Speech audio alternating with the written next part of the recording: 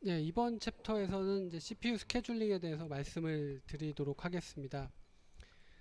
여기 보시는 요 내용은 뭐냐면 하나의 프로세스의 일생을 시작부터 종료까지 쭉 하나 보여드려 본 겁니다. 프로세스의 일생에는 CPU에서 기계어를 실행하는 단계가 있고 그 다음에 오래 걸리는 작업, 즉 IO를 하는 단계가 있고 요게 이제 반복적으로 일어나게 됩니다. 그래서 CPU를 가지고 기계어를 실행하는 요 단계를 우리가 CPU 버스트다 이제 이렇게 이름을 붙였고 IO를 하러 가서 이제 IO 하는 단계를 IO 버스트다 이제 이렇게 이름을 붙여놓은 것이죠. 여기 보시면 뭐 로드, 스토어 이런 것들이 다 CPU에서 수행하는 기계어들이죠. 그리고 뭐 프린트 F나 아니면 뭐 디스크에서 파일을 읽거나 이런 것들은 이제 IO 작업이고요. 즉 CPU를 잡았을 때는 뭐 초당 엄청나게 많은 기계어를 실행할 수 있다가 IO를 하러 가게 되면 워낙 오래 걸리는 작업이기 때문에 CPU를 빼앗기고 이제 블럭드 상태에 들어가 있다가 IO가 끝나면 다시 CPU를 얻을 수 있는 줄에 와서 줄을 서 있다가 이제 CPU를 얻게 되는 이런 과정을 반복하게 됩니다. 그래서 CPU를 쓰거나 IO를 하거나 CPU를 쓰거나 IO를 하거나 이게 이제 프로세스의 평생 반복이 되는 것인데 이게 이제 프로그램 종류마다 좀 다릅니다. 어떤 친구들은 CPU를 대단히 오랫동안 쓰고 나서 IO를 하는 이런 프로그램이 있고요. 또 어떤 프로그램은 CPU 찔끔, IO 찔끔, CPU 찔끔, IO 찔끔 이런 프로그램이 있고 주로 사람하고 인터액션을 하는 그런 프로그램들이 바로 CPU하고 IO가 이제 번갈아 가면서 이제 수행되는 경우가 많죠. 그거에 비해서 어떤 뭐 과학 계산을 한다든지 대단히 연산량을 많이 필요로 하는 그런 작업들은 CPU를 상당히 오랫동안 쓴 다음에 IO를 하는 이런 특징이 있습니다. 그래서 이 여기서 이제 제가 말씀드리고자 하는 것은 어떤 프로그램이 CPU를 많이 쓰네, IO를 많이 쓰네 이게 아니고 CPU를 오랫동안 쓰고 IO를 한번 하느냐 아니면은 중간중간에 IO가 많이 끼어들어 가지고 CPU를 연속적으로 쓰는 시간이 대단히 짧아지느냐 이제 그거를 말씀드리는 겁니다. 그래서 CPU 버스트를 보시면 이제 X축이 CPU 버스트의 시간 이건 뭐냐면 CPU를 한 번에 얼마나 쓰느냐 그 시간을 보여드린 건데 그 시간이 상당히 긴 프로그램이 있고요. 그런 프로그램은 많지는 않은데 이제 뭐 어느 정도 존재를 하고 그 다음에 CPU를 대단히 짧게 쓰는 이런 프로그램들이 상당히 많이 존재를 한다는 거죠. 그래서 우리가 프로그램을 두 종류로 나누어서 여기서는 CPU를 길게 쓰는 프로그램을 CPU 바운드 잡 또는 CPU 바운드 프로세스라고 부르고 CPU를 짧게 쓰는 프로그램들 CPU를 짧게 쓴다는 거는 중간중간에 IO가 많이 끼어들어 있다 그런 얘기거든요.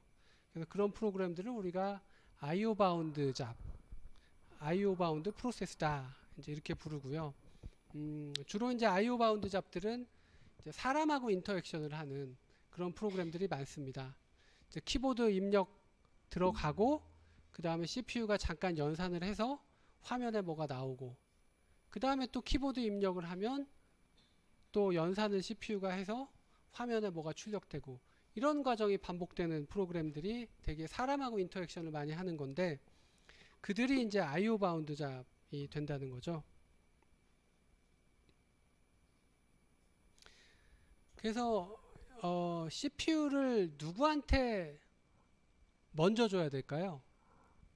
CPU가 있는데 지금 IO 바운드 잡도 CPU를 쓰고 싶고 CPU 바운드 잡도 CPU를 쓰고 싶어요.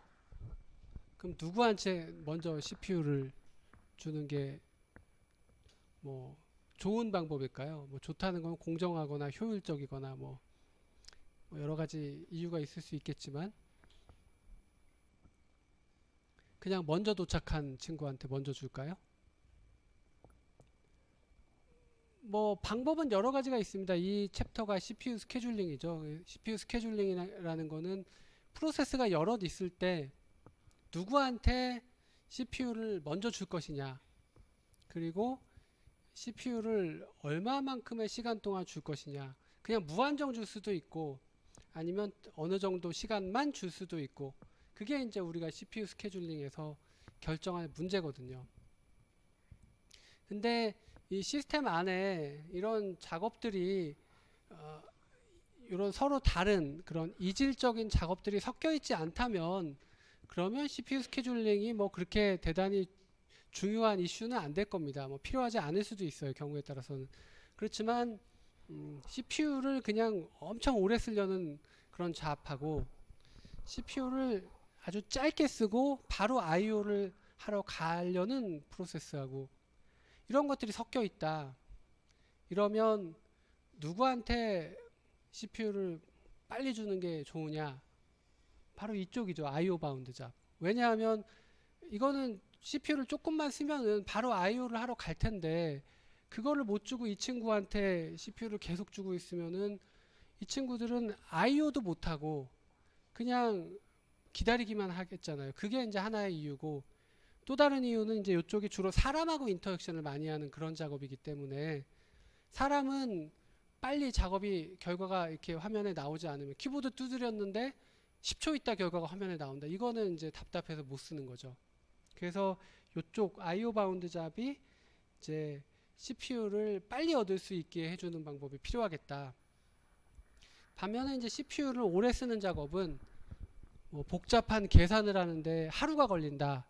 그러면은 뭐 한 5초 있다가 CPU를 준다고 해서 크게 달라지지는 않을 거거든요. 그래서 이런 식으로 시스템 안에 CPU 바운드 잡과 IO 바운드 잡이 섞여 있기 때문에, 그래서 CPU 스케줄링이 대단히 중요하다, 이제 이런 이야기입니다.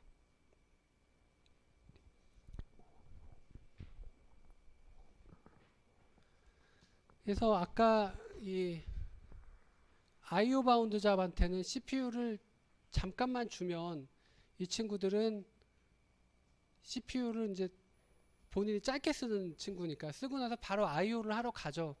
그러면 IO 작업이 이루어지는 겁니다. IO 장치가 사용이 되는 거거든요.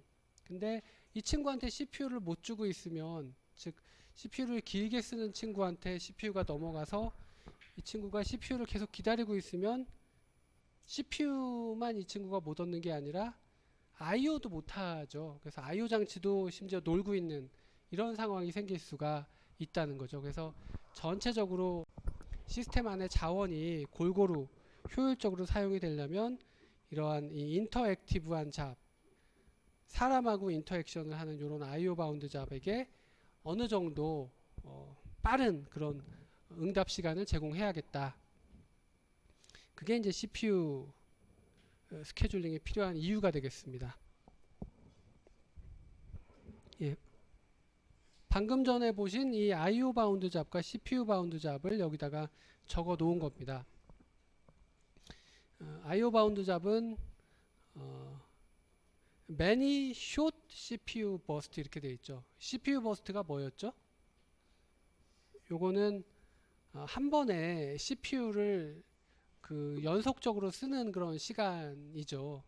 그래서 IO 바운드 잡들은 중간중간에 IO가 이렇게 많이 끼어들기 때문에 CPU 버스트가, IO가 중간중간에 이렇게 탁탁탁 끼어들면 CPU 버스트가 이 난도질을 당해가지고 대단히 짧아지겠죠.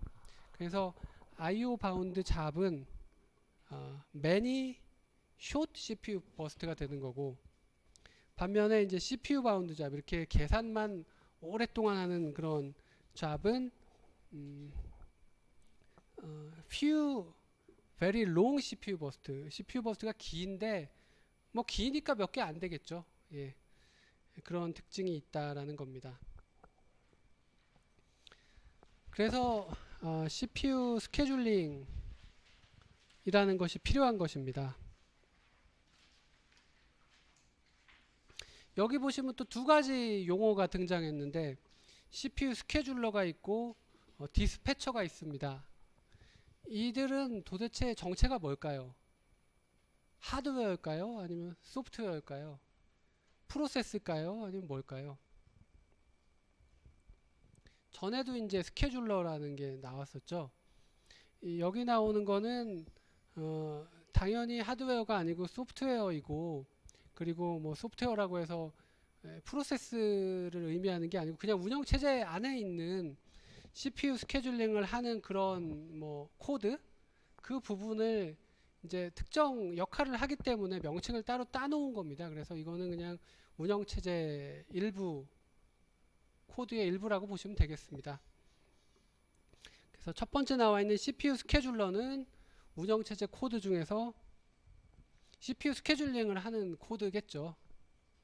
그래서 이 친구는 레디 상태에 있는 프로세스 중에서 CPU를 누구한테 줄지를 결정하는 그런 역할을 합니다. 그 다음에 디스패처는 뭐냐? CPU 스케줄러는 누구한테 CPU를 줄지 결정을 하는 거고요. 디스패처는 그 결정된 프로세스한테 실제로 CPU를 넘기는 역할을 이 디스패처가 합니다. 뭐 역시 운영체제의 일부가 되겠습니다. 그래서 CPU가 A라는 프로세스로부터 B라는 프로세스로 넘어가는 걸 우리가 뭐라고 했죠? 이 컨텍스트 스위치, 문맥 교환이라고 했죠. 그래서 문맥 교환이 되려면 CPU를 빼앗기는 프로세스의 컨텍스트를 세이브 해놓고, 그리고 새롭게 CPU를 얻으려는 프로세스의 컨텍스트를 다시 로드, 펼쳐놓는 이런 작업이 진행이 돼야겠죠. 그거를 이제 디스패처가 하게 되는 겁니다. 그리고 이제 CPU 스케줄링이 일어나면은 프로세스의 상태 변화가 어떻게 되느냐, 그거를 보여드리고 있습니다. 일단 CPU를 얻으면 얻은 프로세스는 레디에서 러닝으로 넘어가겠죠. 그건 여러분들이 뭐 당연하다고 생각하실 것 같아요.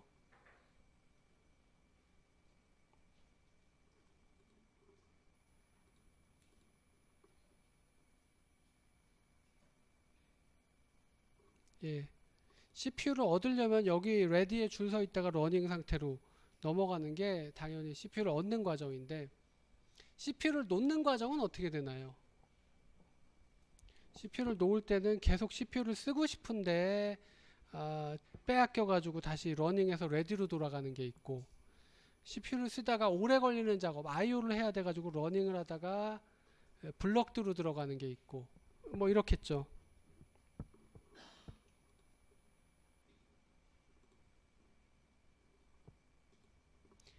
그걸 여기다 적어 놓은 겁니다.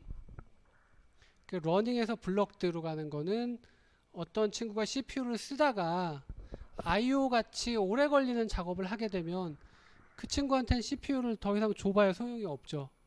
그래서 이 친구가 CPU를 더 이상 줘봐야 소용이 없으니까 다른 친구한테 CPU를 줘야겠다. 그때 이제 스케줄링이 필요한 시점이죠. 누구한테 CPU를 줄지 결정을 해야 되고, 그 다음에 이제 러닝에서 레디로 가는 거는 이 친구는 계속 CPU를 쓰고 싶은데 우리가 이제 정책상 이 친구만 CPU를 계속 쓰면은 다른 친구의 그 응답 시간이 느려지니까, 그래서 CPU를 빼앗는 거죠, 강제로. 이제 타이머 인터럽트를 써가지고 CPU 할당 시간이 끝났을 때 다음 친구한테 CPU를 넘겨야 되는 과정이 되겠습니다. 그 다음에 세 번째는 IO를 하러 갔던 친구의 IO가 끝났습니다. 그러면은 이 친구가 블럭드에서 레디로 바뀌죠. 이제 CPU를 얻을 수 있는 권한이 생긴 겁니다. 그런데 IO를 하러 갔던 친구가 대단히 우선순위가 높은 친구, 뭐 중요한 프로세스다 이러면은 이 친구는 IO가 끝나자마자 CPU를 얻을 수도 있겠죠. 뭐 CPU 스케줄링 방법에 따라서는 이제 그 친구가 CPU를 얻을 수 있는 줄에 줄 서는 게 아니고 IO가 끝나자마자 그냥 너는 바로 CPU로 들어간다. 뭐 그런 것도 있을 수가 있습니다. 그래서 그거를 여기다가 이 블럭드에서 레디가 됐을 때 CPU 스케줄링을 한 번 더 해야 되는 경우가 있을 수 있다. 그 다음에 마지막으로 프로세스가 종료됐을 때, 뭐 끝났으니까 이제 CPU를 누구한테 줄지를 결정해야 되는 이런 경우가 생기겠죠. 그래서 이러한 뭐 네 가지를 적어 놨는데 여기는 1번하고 4번은 우리가 그 non preemptive라고 부르고 나머지는 이제 preemptive라고 부릅니다. 여러분들이 preemptive, non preemptive 이게 무슨 얘기인지 모르시겠죠? 왜 그러냐 하면은 이거를 한국말로 번역을 할 수가 없어서 그런데 한 단어로 preemptive라는 거는 강제로 빼앗는 걸 우리가 preemptive라고 합니다. 강제로 빼앗을 수 있으면 preemptive고 일단 한번 줬으면 그 친구가 자진해서 내놓기 전까지는 빼앗지 않는다. 그러면 non preemptive입니다. 보시면 1번하고 4번은 CPU를 쓰다가 IO를 하게 되면은 더 이상 CPU가 필요가 없죠. 오래 IO 같은 오래 걸리는 작업을 하게 되면. 그래서 이거는 그 IO를 하는 친구가 자진해서 CPU를 내어놓는 겁니다. 그래서 이제 non preemptive고요. 그 다음에 프로세스가 종료가 되면 뭐 끝났으면 이제 자진해서 CPU를 내어놓는 거죠. 그래서 이것도 non preemptive고요.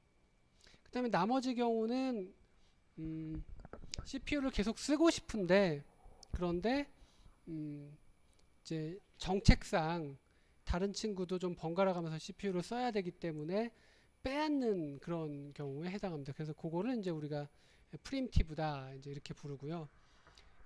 그래서 그 CPU 스케줄링 방법은 non 프리엠티브냐 프리엠티브냐 이렇게 두 가지로 나뉩니다. 그래서 어떤 친구한테 CPU를 주고 그 친구가 CPU를 내놓을 때까지는 빼앗지 않는 방법. 예를 들면은 FCFS 이게 뭐냐면 선착순이거든요. 먼저 CPU 쓰겠다고 이렇게 들어온 CPU를 먼저 쓰겠다고 여기 이렇게 큐에 줄 선 친구한테 CPU를 주고 이 친구가 원하는 만큼 다 쓰고 나서 IO를 하러 갈 때까지는 절대 CPU를 안 빼앗는다. 그거죠. FCFS는 먼저 온 순서대로 중간에 끊고 가는 게 없는 그런 거는 이제 non preemptive고 이 친구가 CPU를 계속 쓰고 싶더라도 여기 타이머가 있어가지고 조금 쓰고 나면 빼앗고 또 다른 친구한테 줬다가 빼앗고 이런 식으로 하면은 그게 이제 preemptive라는 이야기죠. 그래서 다음 시간에는 여러 가지 CPU 스케줄링 알고리즘들을 설명드릴 텐데요.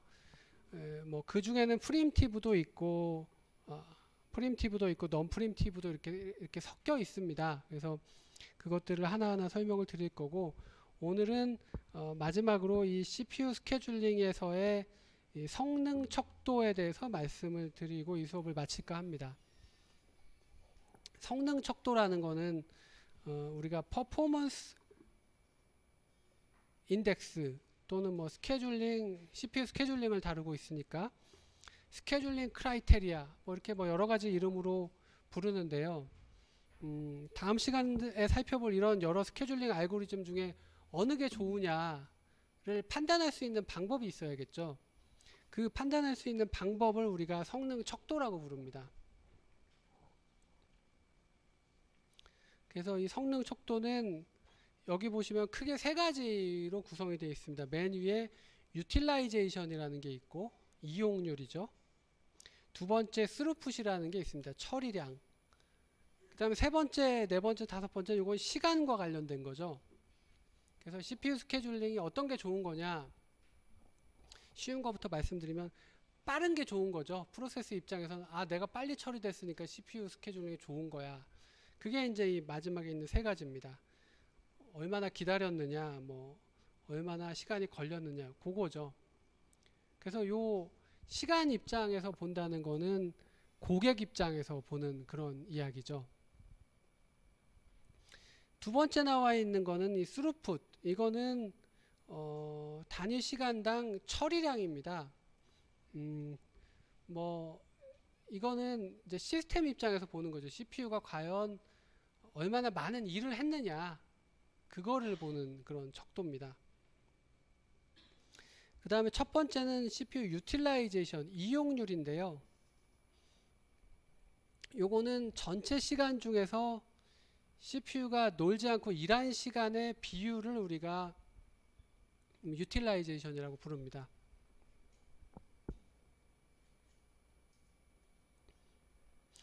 어떤 게 좋을까요? CPU가 전체 시간 중에 일을 많이 한, 즉 이용률이 CPU 이용률이 100%인 게 좋은가요? 아니면 50%인 게 좋은가요?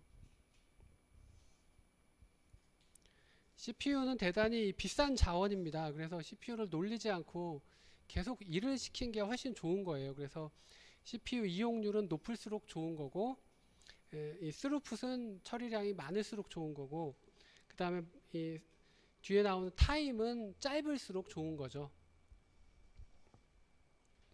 여기 이거 설명할 때 항상 중국집의 비유를 하는데요. 제가 이제 중국집을 하나 차려가지고 주방장을 고용을 해서 이제 요리를 시키는데, 주방장을 CPU라고 한번 해봅시다. 그러면은 저는 주방장한테 월급을 주는데 손님이 일단 많이 오면 좋겠죠. 그래서 전체 시간 중에서 주방장이 일한 시간의 비율을 이제 주방장 유틸라이제이션이라고 하면, 똑같이 월급 주는 입장에서는 주방장이 일한 시간이 많은 게 좋을까요? 적은 게 좋을까요? 많은 게 좋죠.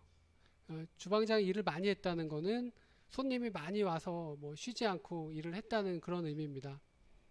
근데 똑같이 손님이 왔는데 어떻게 그 요리 순서를 어떻게 하느냐에 따라서 주방장이 일한 시간이 달라질 수가 있어요. 그게 이제 CPU 스케줄링에 따라서 이 유틸라이제이션이 달라질 수 있다. 이제 이런 이야기고요. 두 번째 스루풋은 뭐냐 하면은 주방장이 하루 동안 손님을 몇 명 받았느냐, 그겁니다. 여기 보시면은 number of processes that complete their execution per time unit, 단위 시간당 프로세스를 몇 개 완료시켰느냐 이거죠. 그래서 이 스루풋도 당연히 높을수록 좋겠죠. 그 다음에 이제 세 번째, 네 번째, 다섯 번째는 이제 손님 입장에서 중국집 들어온 손님이 기다린 시간입니다. 기다린 시간이 짧아야 좋은가요? 길어야 좋은가요? 예, 손님은 배가 고파서 식당에 왔으니 당연히 기다린 시간이 짧을수록 좋은 거죠. 근데 주방장이 일을 이상하게 해가지고 손님이 기다릴 시간이 길어질 수가 있겠죠. 그래서 주방장을 우리가 어떤 요리부터 먼저 시킬지 스케줄링을 대단히 잘 해야 되는 거죠. 예를 들면 그런 거죠. 어떤 손님이 대단히 어려운 요리를 시켰는데 이거는 요리하는데 2시간이 걸려요. 그러면 그 사람 요리부터 끝내고 나서 뭐 1분이면 접시에 담아서 그냥 바로 내주면 되는 요리가 있는데 2시간짜리 끝낸 다음에 1분짜리를 해준다고 하면 그 1분짜리 요리를 기다리는 사람이 너무 오래 기다리겠죠. 그래서 순서를 뒤바꿔서 더 효율적으로 기다리는 시간이 짧아지도록 할 수 있으면 그렇게 하면 좋겠다. 그게 이제 CPU 스케줄링이라는 것이죠. 근데 이 기다린 시간을 또 세 가지로 나누어 놓았습니다. 도대체 이 세 가지가 무엇이냐? 제일 쉬운 것부터 먼저 설명드리자면 제일 아래 응답 시간. 이건 뭐냐면 어떤 프로세스가 CPU를 쓸어 들어와서 최초로 CPU를 얻기까지 걸린 시간입니다. 여러분들이 엄청 배가 고파서 굶어 죽을 것 같은 상황에서 식당에 와서 단무지라도 빨리 내주면 그거라도 한 조각 먹으면 이제 허기가 좀 가시죠. 그래서 그게 이제 응답 시간입니다. 대단히 중요합니다. CPU를 쓸어 들어와 가지고 최초로 CPU를 얻기까지 걸린 시간.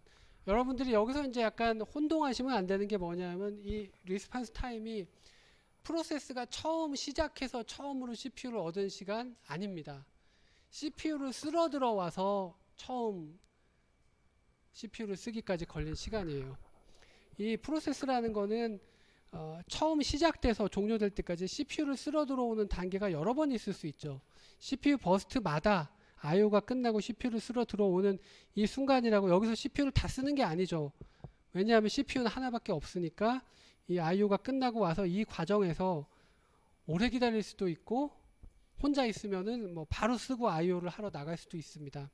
근데 이 CPU 버스트를 들어와서 최초로 CPU를 얻기까지, 그러니까 다른 그림으로 보자면 어떤 프로세스가 IO를 끝내고 CPU를 기다리는 줄에 와서 줄 선 다음에 최초로 CPU를 얻기까지 걸린 시간이 얼마냐, 이게 리스판스 타임이라는 거죠. 왜 최초라는 말을 붙였느냐 하면, 만약에 넌 프리엠티브면, 즉 CPU를 빼앗기지 않는다고 가정하면 최초란 말을 붙일 필요가 없어요. 그냥 CPU를 얻으면 본인이 원하는 만큼 쓰고 나갈 테니까 최초란 말을 붙일 필요가 없는데, 뭐 대부분의 CPU 스케줄링은 프리엠티브입니다. 여기 여러분은 프리엠티브 벌써 잘 잊어버리셨죠? 프리엠티브라는 게 뭐냐 하면 빼앗길 수 있는 겁니다. 그래서 이러한 프리엠티브한 상황이기 때문에, 그래서 최초로 CPU를 IO가 끝나고 여기 와서 처음으로 CPU를 얻기까지 걸린 시간, 처음으로 얻었다가 금방 뺏길 수도 있죠. 그랬다가 다시 CPU를 얻기까지 걸린 시간, 이거는 관심사항이 아니고, 응답 시간, 리스판스 타임이라는 거는 처음으로 CPU 쓸어 IO가 끝나고 CPU 버스트에 들어와서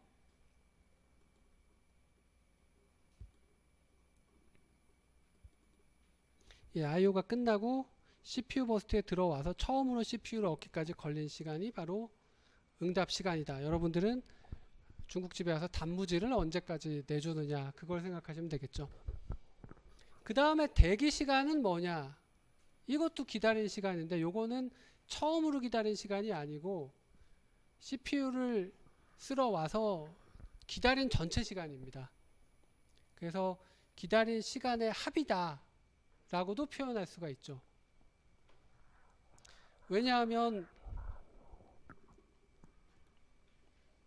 여기서 CPU를 얻었다가 뺏기고 여기 줄 서면 또 기다려야 되잖아요. 기다리는 시간이 생기죠. 자기 차례가 돼서 CPU를 얻었습니다. 이제는 기다리는 시간이 아닌데 CPU를 쓰다가 또 뺏겼어요. 그럼 여기서 기다려야 되죠.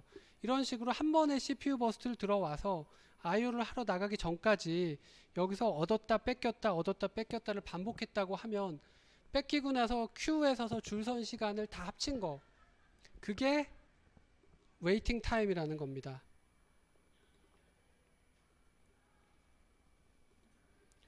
그러니까 이거는 중국집에서 단무지를 다 먹고 나서 또 기다리는 시간이 있죠.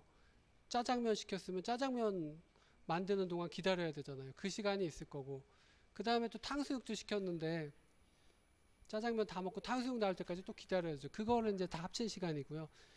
마지막으로 턴 어라운드 타임은 내가 밥 먹은 시간하고 기다리는 시간을 다 합쳐서 여기 들어와서 CPU 버스트에 들어와서 IO를 하러 다시 나갈 때까지 걸린 전체 시간입니다. 이거는 무슨 시간이 합쳐질까요?